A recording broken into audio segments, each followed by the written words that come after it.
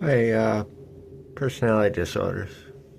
Um, well, first off, I want to say don't don't take anything I say as 100% true. I'm just a guy, so I'm fallible. So use your own discernment. But with personality disorders, I think they're demons.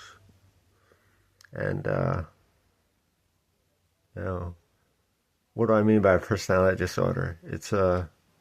Basically it's a pattern of negative behavior that causes suffering for the person who's afflicted and people around them that is stable over time, so it doesn't go away necessarily.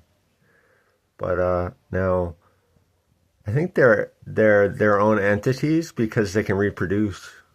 So if you've ever been in love with someone with a personality disorder, like a parent or a significant other, I think you felt that they can actually reproduce. It's that whole cycle of abuse where someone gets abused and then they become an abuser, that type of thing. Or someone gets abused and then they are attracted to abusers.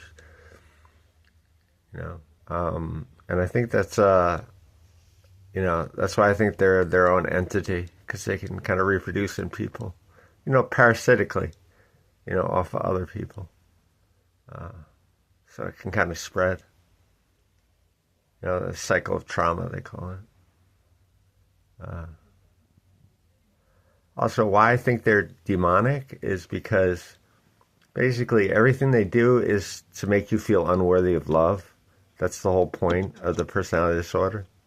Is because they're trying to make other people feel unworthy of love. I think because they feel unworthy of love themselves because it reproduced in them. So they're going to be spinning this tale that you're not good enough to be loved, and you can't internalize it. It's hard not to internalize it, particularly if you love the person, like a parent or a significant other. But you are worthy of love because the creator of this universe loves you. You can't get a better reference than that. But and that's why it's coming from sort of a demonic sort of realm. It's because the devil, that was his whole thing. He's just pissed that God loved man. So now he's using his demons to make man feel unworthy of love so that they don't go to God. That kind of thing. So, so yeah, you are worthy of love. And like, what do you do if you have one? Because, this is a fallen world and we're not all perfect or unaffected.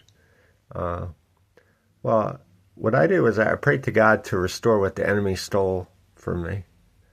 And that worked. God can do the big things. So basically go to Jesus and get the forgiveness, and they can basically forgive almost anything. And, that takes away the shame, which is one of the big, like a lot of the negative emotions are the things they use, like anxiety, fear, and shame.